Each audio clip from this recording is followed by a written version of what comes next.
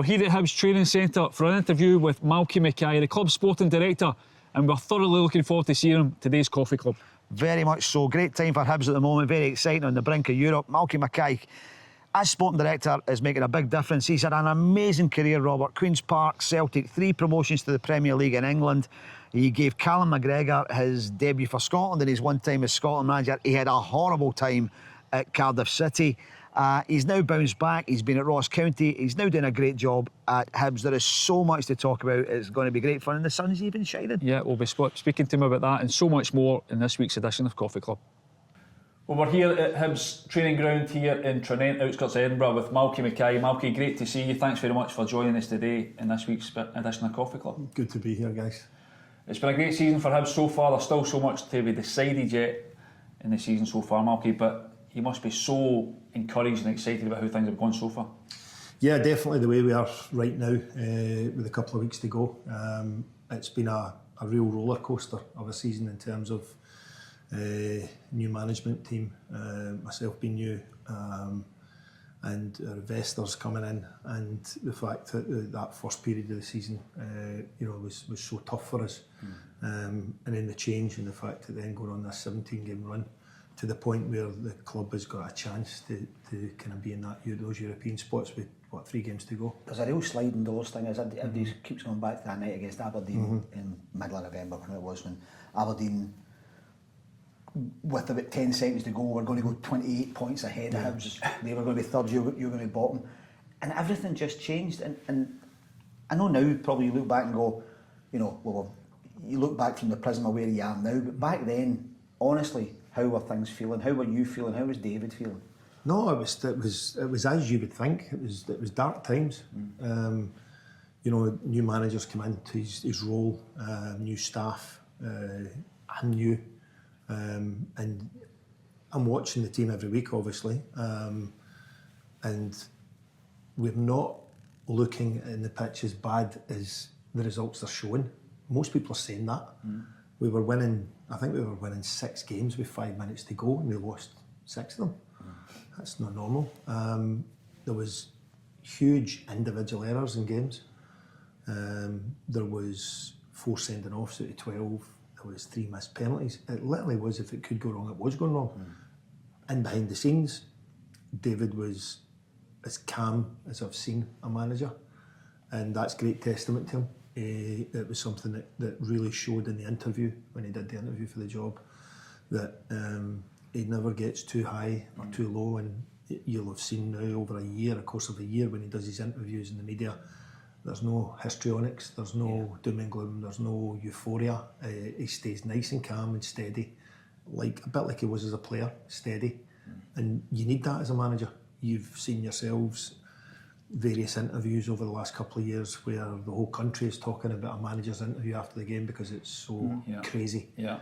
He's not been like that. He's not been like that with the results as well. Behind the closed doors and here at the training ground on a day-to-day basis, him and his staff were and are comfortable in the pitch. The training is the way I think it should be in terms of how it's structured, how it looks. He has the players, he's always had the players, and at that point you talk about, he still had the players on side.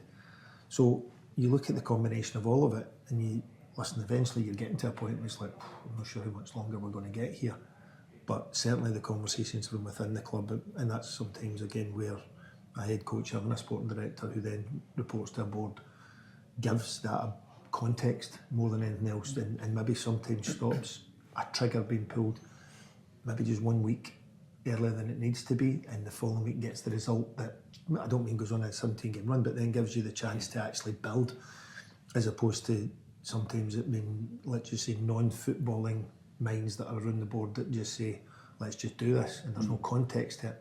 So it was tough. Because that's, sorry, Rob, at that time, off the back of the Aberdeen game, you go to Motherwell on the Saturday, and the talk, to be honest, the talk in our place was, if he loses at Motherwell on Saturday, this, and so that's the external noise. Was there ever any internal noise that there was a cut-off point for David? Nothing that came to me to say if David doesn't win tomorrow, he's gone. I never got that. you kind of sense it. You know, it's not that much different from it's unsaid, isn't it? Almost. Yeah, of course, and it's not that much different from the media saying it. Yeah. There's not really much difference. It's everyone's saying the same thing. Yeah. What I'm delighted about is the fact that we did, as a club, as a board, they gave probably much longer than people are getting these days. I mentioned this a while ago about Motherwell and Stuart Kettlewell. 18 months ago, Stuart went through a terrible run. I think he went to 19 games, won in 19 games, and Motherwell didn't do anything about it. Yeah. And he came back out the run and he had a great end to the season. Yeah. And it's what used to happen with managers. It's what used to happen back in the day. So I was at Watford and I had 3 years at Watford, and Graham Taylor, my president, says, you've got 3 years and then I will judge you in 3 years' time. And if you go before that, I go as well. So, and back in those times, you did have periods of time where you had long runs of dips. But as long as the club saw that he was a good ambassador for the club, and he is, you know, it filters out his training going well. Does he understand how to coach? Is the discipline behind the scenes good? Well, everything should stay the same.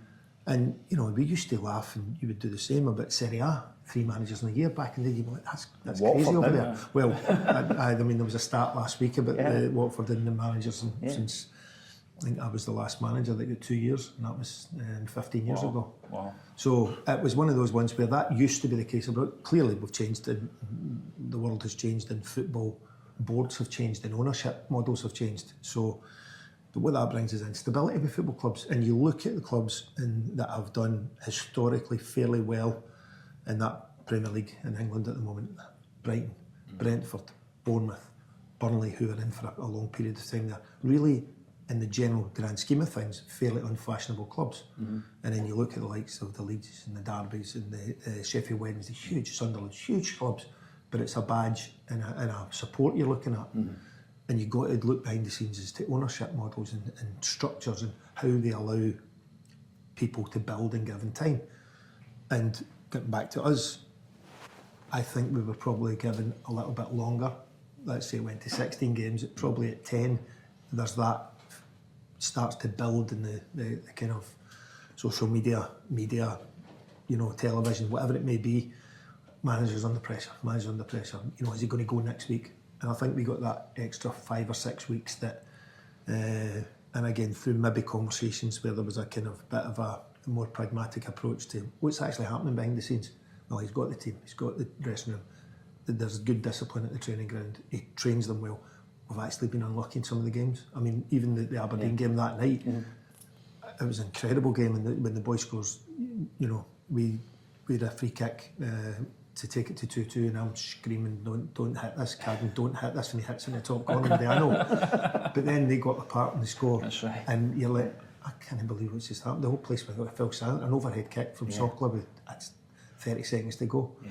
And then Rocky scores at the other end, and it's like, that's just the maddest thing. What they did see was a real fight from the team, and it was like, no, we can't do anything there. And as you say, we went to Motherwell, and it was a 3-0 victory. Brilliant on Saturday. And it kind of clicked. We kind of looked at a slight shape change as well. We probably our wide areas wasn't quite working, and we kind of looked like a 3-5-2. And I think at the moment now, in terms of wing backs, I was going to say 2, the Cadden brothers are the 2, but I actually would bring Jordan Abita into that as well. And I think we've got 3. I spoke to a manager after one of the games recently, and he said, you've got the best wing backs in the country.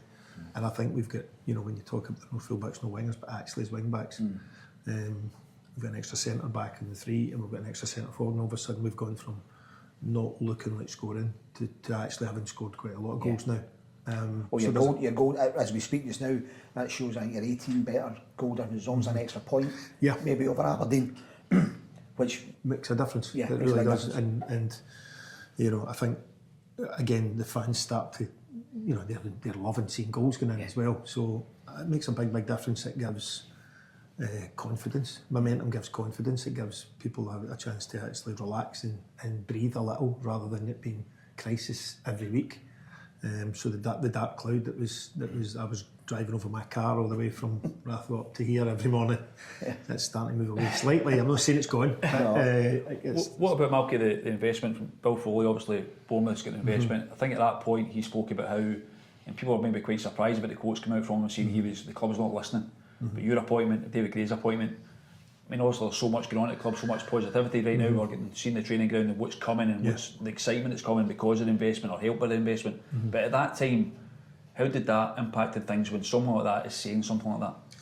Yeah, I mean, it's like everything. You're open to conversations from coming from everywhere, and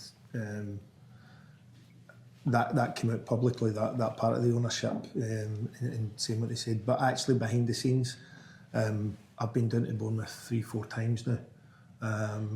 The Black Knights group have been up here visiting us. Tim Bezbachenko, the president of Black Knights, is a really worldly GM in America and understands so much about the game, has been up here a lot and has been a big help to me.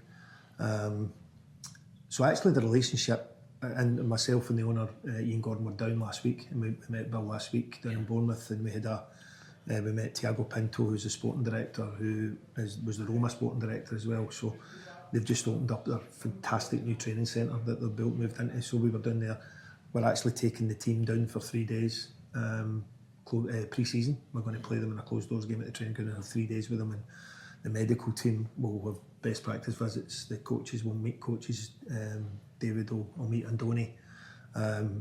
So it's actually from probably the day I walked into now, the relationship's got stronger and stronger and stronger. And again, that's just about communication. It's about talking to people and actually people understanding. And I think that makes a big difference when people actually understand the other side of the fence. You sit in the other person's shoes. Yeah. It makes a big difference. And when, Tiago's been up for a game, and Tiago came up for, bizarrely, it was the Hearts game.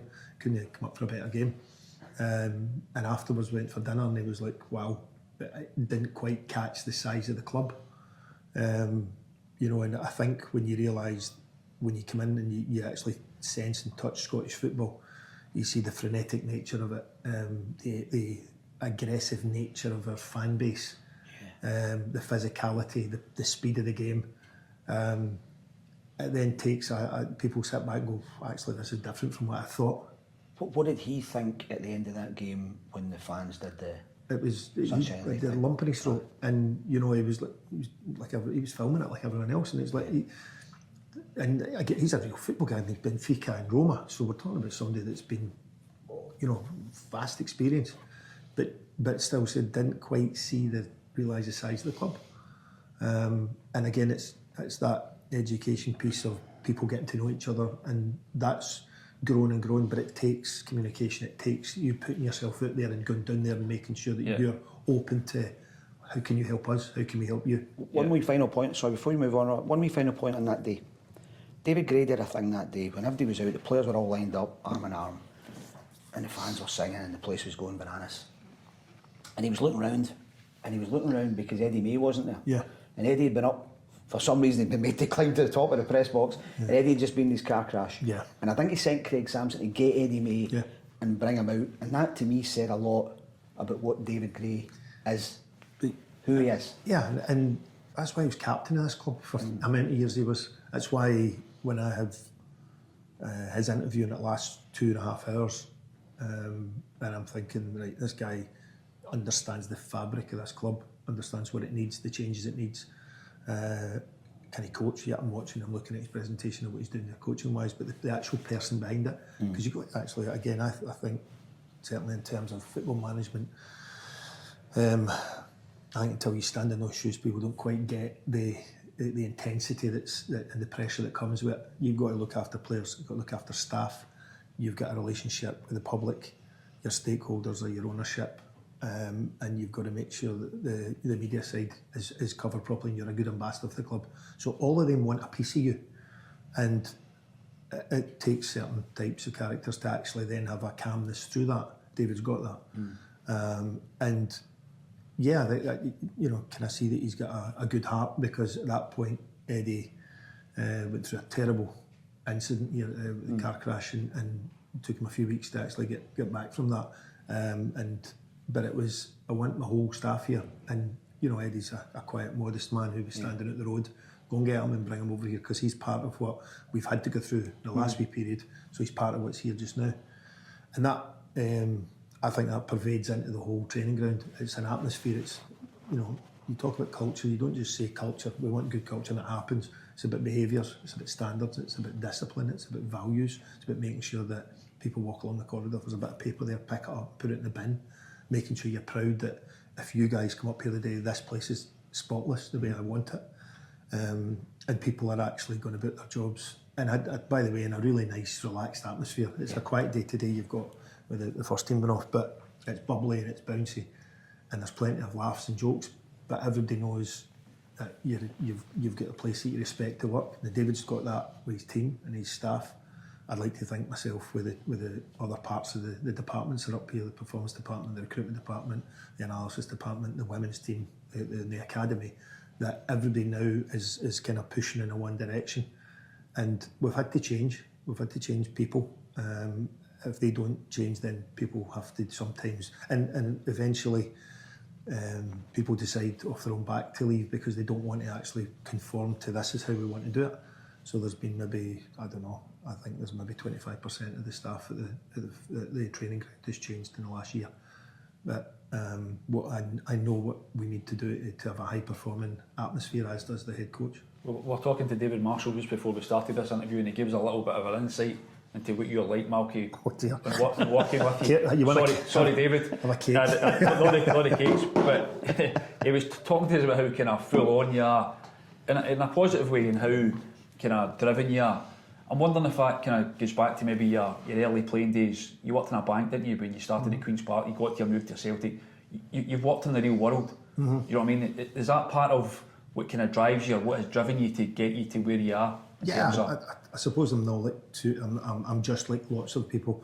Your family's a big influence. My dad and your dad's a big influence in my life. He was. Your dad was steeped in football. Queen's Park for 50 years. So, and it was again from an era of West of Scotland father, you know, and work ethic, and you know, his close friend and the guy that was my mentor in at Queen's Park was a guy called Eddie Hunter, who you both know, who was again what would now be seen as an old school dinosaur, but actually when you go from him and you know and working in a bank and actually playing part-time football and praying that at some point you could emulate others that have left Queen's Park and gone to become full-time footballers. At the time it was Alan Irvine, who's gone on to a great career, and there was the boy John McGregor who went to Rangers and Liverpool. Who had a chance to be a knee injury, but yeah, he could have been a top player. And it was like, and Ian McCall was. I just watched him recently on something, and Ian was in it there as well. So you're saying, could I chance to get from amateur to pro? But yeah, you're in the real world working in a bank in the middle of Glasgow. And then at night getting on a train and going over to Hampden, and I remember we played Rangers in the League Cup.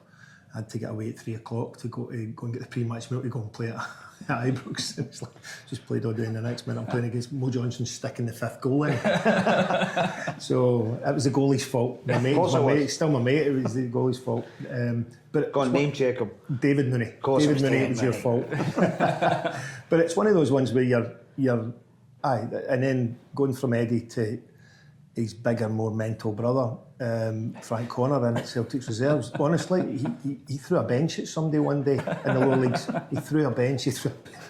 But they were tough men, and they were. I think they gave us a certain sense of resilience, and you know, you have to just keep going. You pick yourself up and you go again and you go again, and those are the types of guys, I suppose, that then started off that point where I'm thinking, I really want to be involved in this. And when you get into Celtic, then it's like, can I just get a game? Can I get one strip for the first team? But it was a difficult situation. We had 5 managers in my 6 years there. Wow. And it was a tough time. It was, you know, is that the goalkeeper's fault as well? It's always the goalie's fault for centre back. It's always the goalie's fault. There was a lot of change at Celtic. Obviously, you mentioned the managers, but behind the scenes, Fergus McCann, there's a massive change at Celtic at that time. What was that like as a younger player, just getting your chance to get in there? What was that like? It was incredible because, again, coming to a bank, I'm working to 5 o'clock at night, so everybody disappeared. Kind of had their soup at lunchtime because you want to get, wasn't it like this canteen now? You were getting a bowl of soup and they threw a pan loaf in, not even any butter. But they would leave, and then I'd be like, what am I going to do now? Because I've nothing else. And I used to have a walk. I'd grab an apple or something like that and go and talk to the office staff, or go for a walk around the stadium, or go up into the Rangers end and go and stand and watch, look at the stadium and stuff.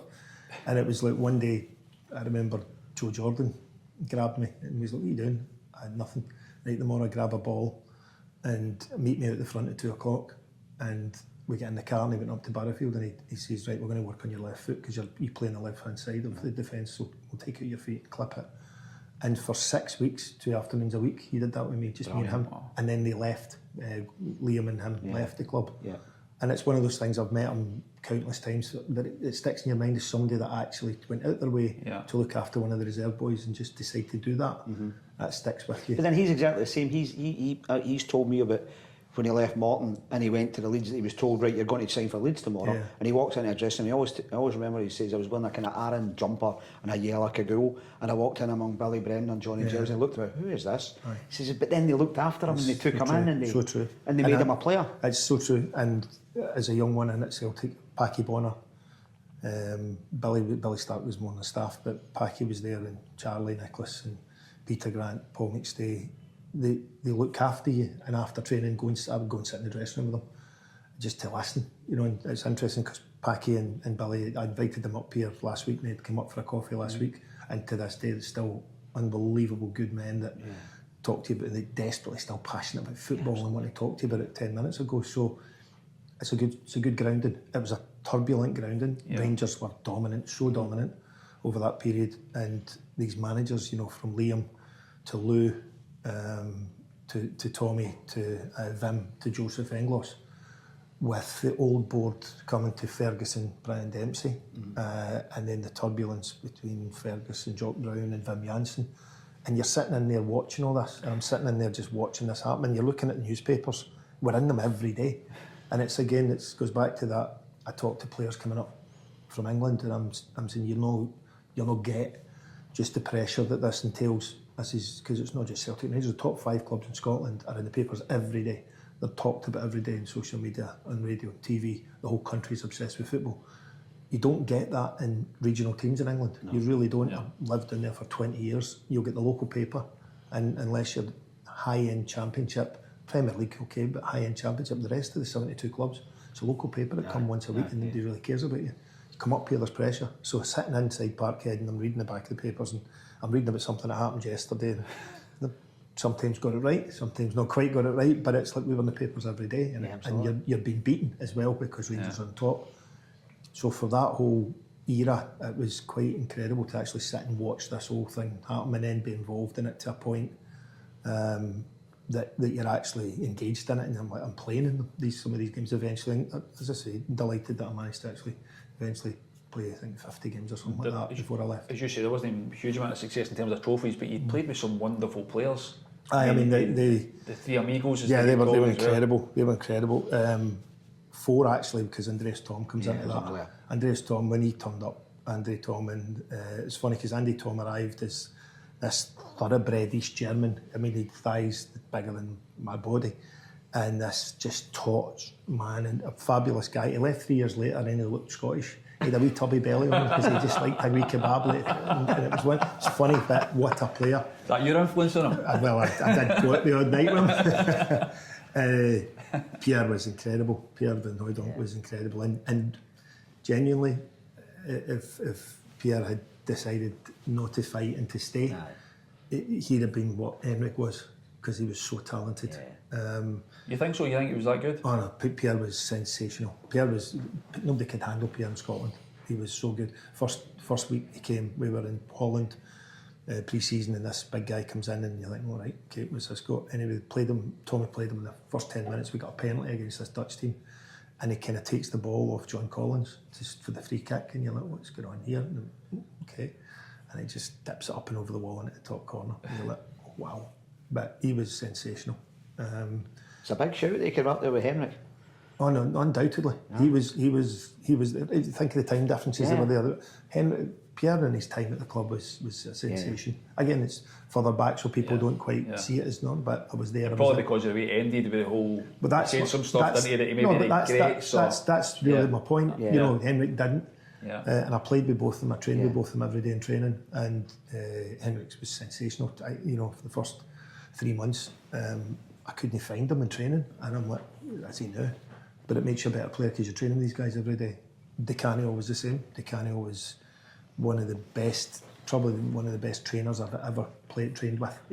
His standards in training every day. Fantastic player, but his standards in training every day and how he kept his body was incredible. But an absolute lunatic, loose cannon. Well, I was going to say, you're talking about discipline here at Hibs now and how important that is. But one of the problems there was that between Pierre and George Cadetti and Paul de Canada, there was always something that was causing a disruption, wasn't there? There was, and what you had was their personalities. You had Pierre's personality, and you had which was strong personality. You had Paolo's, which was fiery at any point. And you had George Cadet, who was he was a more interesting character, let's just say that. Okay. But what I think you've got is, I think at the time you had somebody who actually managed them so well. So despite all that, Tommy managed them incredibly well, Tommy Burns, and you know, they loved him. They absolutely loved him. And it's one of those ones where you're talking about players that were probably as good as Scotland's had. I mean, you know, between them and then in midfield, you're looking at Paul McStay and John Collins, Tam Boyd at the back, Peter Grant in the team. These guys, I mean, what a team it really was. And Rangers having the same sort of, you're playing against it, you know, playing against one night, playing against Brian Laudrup, European Player of the Year, Gough, Laudrup, Gascoigne, Alberts, Gorham. It's like, this is incredible. So two teams came together at the one time that were like, nowadays you'd be like, wow, that was on the pitch in Scotland. And, you know, that was, unfortunately for Tommy, he came up against Walter's team that was just a machine. I'm just thinking your relationship with Tommy Burns at that point. I mean, he didn't have the success. Everyone talks about that Celtic team, how great they were to watch. What was your relationship like with Tommy? Great. He was. I mean, it was. I was young and you know, I was in awe of him, to be honest with you. He was a great coach, on the pitch. Great coach. Bit scatty off the pitch, a bit forgetful now and again, and that's why I think Billy complimented him so well. I remember I told him a cruciate and I come back and he said to me, right, by the end of the season, maybe a game in by the end of the season, we'll get your first team debut. I'd been captain of the reserves and things like that. So, and I'm saying, yeah, of course. So that was what my drive was, to try and could I get that final game of the season. And to be fair, the week before his end of the last game of the season, it was a couple of weeks before we played Scottish Cup final against Airdrie. So the last game of the season, it was Dundee United up at Tannadice, and I think we relegated them that day. And he says, are you ready for next week? And I was like, oh my God. And so I played the game and we won, did okay. And it's, you know, there's a couple of weeks to the cup final. So we're training and I said to him after training, we're walking off, you okay, son? Yeah, I'm fine. And he said, I says, boss, I'm just wondering, what is it? Kind of just wondering if I'm getting kept on. And he's like, what do you mean? I said, well, my contract's up. Like, I'm out of contract next week. And it was before the kind of, I did have an agent, and it was before kind of Bosman. I just don't know if I'm getting kept on. Aye, of course you are. Come and see me tomorrow. And that was as good as they got, you know. And it was like, right, okay. So he was great for me. Really good coach. And then years later, when I got into the Scotland squad, he was the assistant. He was Bertie Vogt's assistant, and we're sitting the night before my debut against Denmark, and we're waiting and people coming into the meeting, and Bertie Vogts is saying, so, you played for Queen's Park up in Scotland. He's watching me at Norwich at this point. He says, yeah, Queen's Park then Celtic. And he's like, played for Celtic?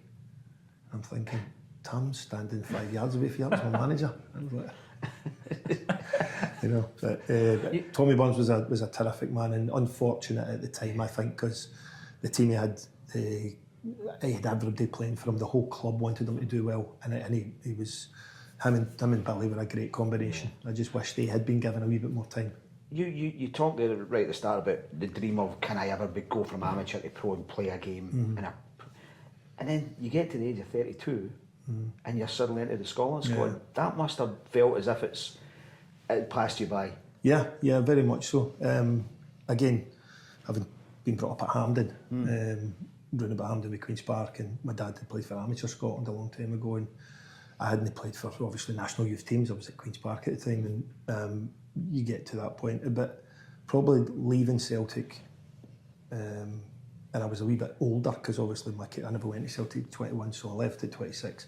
It was time I felt that I was part of something, but I wasn't playing any longer. And you get a point where I need to play football, and it's the right thing to do. So I left and went down to Norwich City. And by the time my English career kicked in, the time I was 32, we were winning the league and the championship, and we had a really good team, and I was playing every week. And we got to a point. I think he came to watch. Bertie came to watch. We played Wimbledon.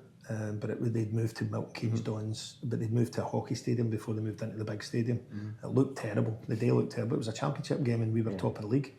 I don't think he enjoyed the look of the place because the press were going to me afterward. Benny Vokes was saying, you might be in for the Wales game. And I was like, yeah, whatever, you know. And in behind you going, oh my God, do you think this could happen? And then the squad was announced and I wasn't in it, and I was absolutely gutted. And played Wales down at the Millennium, and Robert he got battered. I think it was 4-5. And Robert Earnshaw scored and he's dancing down with the mic. And I always remember it. So that's that. Anyway, the following month, we won promotion at the Stadium of Light, and it was one of these games where if we get a result and they get a result, we would win promotion and they would go into the playoffs. And I think the last 10 minutes, nobody went anywhere. We just played in the halfway, and the whole stadium was. It was one of those nights, 50,000 people, and we finished the night, and I was captain, and we won promotion that night. And I didn't realise he was at the game, and I'm not sure whether he thought the stadium was better, so he picked me this time. So I got picked for the Denmark game the following week, and I genuinely thought, I'm not sure if this is actually real. And I went out. I think they were doing the buzzer for going out. I'd been in the toilet and I came out of the toilet and it was just me in the toilets with a mirror, and I was wearing the strip and I'm just about to get and play, and it was like, genuinely had that kind of chuckle that somebody's going to do. Oh, sit down, it's not you. So it was a really proud moment. That's and then amazing. To come back and play at Hampden a few months later against Slovenia and actually stand at Hampden, Flower of Scotland, and I'm standing in a Scotland strip where, I don't know, 10 years before I was standing in a Queen's Park strip with 3 men and a dog watching the game. It was that's tremendous. I was really proud of that moment, really. Yeah. It's good to hear actually, Malky, because I think you ended up with 5 caps. There's some guys that get 100 caps, some guys that get 1 cap, but it clearly means a lot to you. It meant massive to me. We actually played out in Spain in a friendly and leading up to that game, and they gave the game to Levante for the first time. I was there. The rain. The rain. I was there. And it was bizarre. This little stadium. It looked like Livingston on speed. A stadium. And with 15 minutes to go, 10 minutes to go, the generator packed in. Right, the lights went out. We had to come off the pitch. Yeah. We were drawing 1 each. Yeah. And by that point, it was like, I mean, they had a hell of a team. I think a young Fernando Torres had to go off twice and change his strip because I'd ripped it twice and like taking lumps of skin. And it was, we were standing in the tunnel and then the rain comes on and you saw it. By the time the generator went back on, the pitch is flooded. So that I'm looking, and I'm older, so I'm kind of standing going, right, I'm looking at the managers talking with the referee, and I can see they're just shaking their hands, this is finished. And I was kind of just edging towards, and then when it got the shout out, that's the game finished, I literally ripped the strip off Raoul's back and shoved mine in his hand and went and shoved that in my I think he's kind of dazed what's happened there. He's going to, I've got Malky Mackay shot, boys. He's told me he uses that as a rag to clean his car. But it was one of those ones, it was a great time, and I was I was really enjoying it, and I think I got moved to West Ham. I took a wee calf injury and I missed a couple of the games, but Bertie Vogts asked me to come to the camps and stuff like that, and then the change happened between him and Walter coming back in. And I remember in the gym one day at West Ham with Christian Daly, and we're talking about the camp coming up, and he'd been injured and he'd been invited. He says, and we were going to go and play Italy in the San Siro. That's his first game, scored a free kick, I believe. Beautiful. Anyway, and I was like, oh my God, I can't believe this could happen here. I'm going to be playing the San Siro. Because I'm at that point then, after 5, I was kind of the first centre back, and it was maybe Stephen Presley or Andy Webster that would play alongside me. And the squad came out and I wasn't in it. And it was like, and what we had done is what we had gone and got David Weir back in as someone he knew. And that is what it was. That was life, and you just move on. But it was one of the ones you think, don't ever think about what's coming over the hill here, because it didn't come. Just do it now. Just do it now. So it was great, and I was so proud to actually at some point in my career play for the country. It is amazing you say when you think back. You played for Celtic. You got those 5 caps for Scotland. You won promotion 3 times. In a row. Norwich was an interesting one, because in Norwich I was been there for 6 years, captain the team. We were in the Championship Team of the Year, and then got the caps. And then we went at the Prem, and I'd kind of rocked my ankle pre-season, and Nigel Worthington, I think, had thought, I wonder if he's done. And he bought a couple of centre backs in, and quite quickly I'm like, not sure how this is going here. And he phoned me to tell me that he'd, while I was in Spain with the national team, he says, I've sold you to Coventry. And I'm like, okay, wow. No you've not. And within 24 hours West Ham came in and bought me, and it was literally like 6 years living in Norwich. Great time. Dewey Smith was a good friend, and great club, great people. Overnight, you're gone, you and your wife and baby are gone, and it's like, pack the bag, we're going to West Ham, who had gone down, and Alan Pardew, who was trying to get them back up. So you're thinking, okay, I didn't get the chance to play in the Prem. And we went down with West Ham, and I didn't quite realise the size of that club. Huge club, great manager to play for as well, and a big club. And we wasn't plain sailing. We'd made the playoffs. We never got top 2, and he was under pressure, and he nearly got sacked. You're talking about managers sliding moments. If we hadn't beaten Plymouth at home, kind of February, he was gone, and we managed to sneak a 2-1 win. And it was one of those ones where we momentum, and we won the playoff final. We got promoted again, and he was a great guy, and I captained the team as well, which was again one of those moments in your life at the training ground. There's a big picture of Bobby Moore and Pelly. Of course, Bobby Moore, captain of West Ham, and he gave me captaincy for a period when Steve Lomas was out injured, and that was a kind of quite a team as well, with Terry Sheringham playing for us, and Sergei Rebrov was playing for us, Bobby Zamora, really Chris Powell, really kind of well-known team, and a lot of good players, talented players there. But we got promoted again, and then Alan buys 2 centre backs. Same story There's a pattern here. Wee pattern here. So. Well, you broke the pattern because the following season, I think, was at Watford. Yeah, you get them up, and thankfully I stayed. And then you stayed, and you got to play the English Premier League. Yeah. Which again, we're talking about things you achieved. That must be. I don't think you played every week, but you get a number of appearances in the Premier League. No, I mean that was an interesting one, because going to Watford, I was going into the Prem with Alan in second season, and he's saying to me, listen, Watford, I don't want you to go, I want you to stay, be the captain of the dressing room, you'll get 10 games, you'll be on the bench every week in the Prem, just be in it. But I wanted to play football, still wanted to play every week, and it was like, I think I always look at, if you go for the opportunity, I had to take a drop in wages to go to Watford, but I think the opportunity is the thing you look at, and then money can come after that. But I think the opportunity is always the thing. And young manager at Watford, team that had just stayed in the Championship, but I liked what I heard, and I thought, I'm going to have a go at this. I want to play football. And to be fair, Eddie pulled together a ragtag bunch, and we got all the way through to the playoff final. We blew Leeds away in the final 3-0. Young Ashley Young was playing at the time. The manager knew how to put a group of players together, and he was a real big mentor of mine. How to run a football club, how to run a training ground, how people and staff to want to work for you. And I took a lot from him in my management career, from Eddie Boothroyd. And we got promoted, and it was a good club.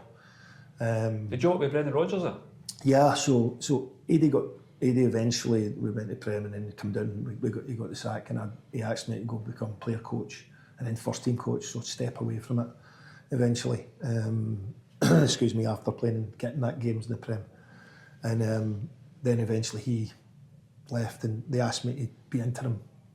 And that's when you actually see what this role's all about, because as a coach you really don't know what a manager's doing. You really don't. And it was that point where you're the managers, and it's like 4 weeks and it's a few games, and it's like there's a player comes in and you've got to drop him, and all of a sudden slams the door, and the next minute a guy that was your friend for the last couple of years is now not your friend anymore because you're affecting his livelihood. But you've got to do it for the reasons, for the good of the club. And I really enjoyed the interim manager's job. And then they said to me, listen, go and interview for it. So I interviewed for it as well. Again, a bit like, I kind of likened it to David here. I'd been at the club as a player, as a captain, as a coach, and I'm now the interim manager, and I'm like, I know everything, the fabric of this football club.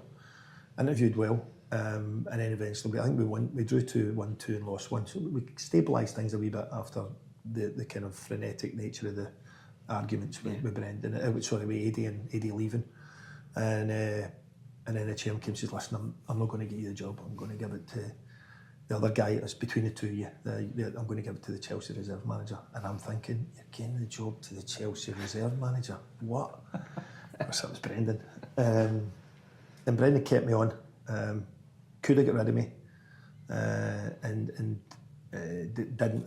I think we went away 6 weeks, 8 weeks in.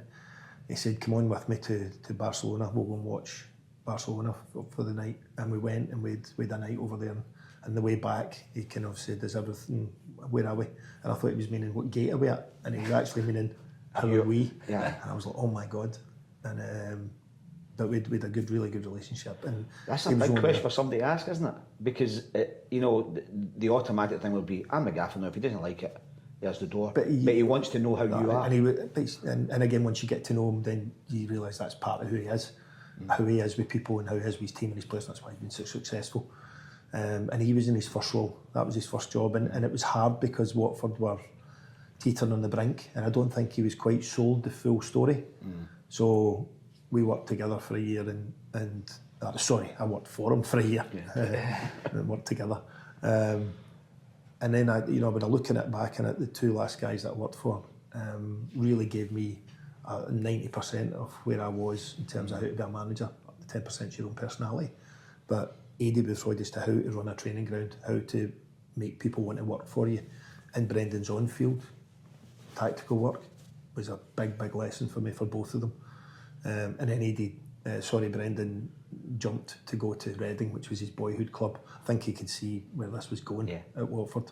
So he went to Bournemouth. He went to Reading, and they interviewed me again and they gave me the job that time.